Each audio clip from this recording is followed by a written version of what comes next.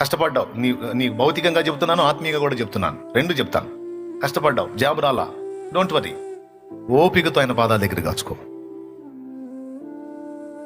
ఓపికతో ఆయన పాదాల దగ్గర కాచుకో. ఓర్పుతో ఆయన పాదాల దగ్గర మొరపెట్టు. నేను కష్టపడ్డాను, ఆఫీస్ తిరుగుతున్నాను. ఎవరికి దయ పుట్టింది దేవా? ఎవరికి దయ పుట్టింది? నా పక్షంగా నువ్వు కదిలితేనే ఎవరికైనా దయ పుట్టేది.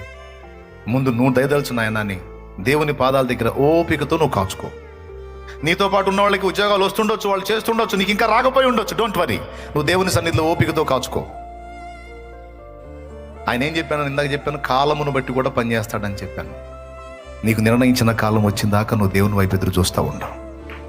నిర్ణయ కాలం వస్తుంది, నీకు నిర్ణయించిన కాలం కూడా వస్తుంది. నీ ఉద్యోగానికి వస్తుంది, వివాహానికి వస్తుంది, సంతానానికి వస్తుంది, నీ పిల్లల భవిష్యత్తుకు వస్తుంది. ఆ కార్యము ఆయన జరిగించిన దాకా, ఆ సమయం ఆయన తెప్పించిన దాకా నువ్వు నేను చేయాల్సిన పని ఏంటో తెలుసా? తొందరపడి అడుగులు వేయకూడదు. దేవునికి ఏదైనా హెల్ప్ చేద్దామని ట్రై చేయకూడదు. దేవుడు కదిలేంత వరకు ఓపికతో ఆయన సన్నిధిని కాచుకొని ఆయనకు మొర్ర పెట్టడమే మన పని. ఆయనకి మొర్ర పెట్టడమే మన పని. ఇక ఆయన బాహు కదిలినప్పుడు, ఇక ఆయన పని చేయాలనుకున్నప్పుడు టపా టపా టపా టపా అన్నీ అయ్యే ముందుకు వస్తాయి. మైండ్ పోయిద్ది నీకు. అప్పటిదాకా బిగబట్టి ఉన్నవన్నీ ఒక్కసారిగా టపా టపా టపా మొత్తం అందుబాటులోకి వస్తే లైన్ అయిపోయింది. కానీ అంత ఓర్పు ఏడుంది?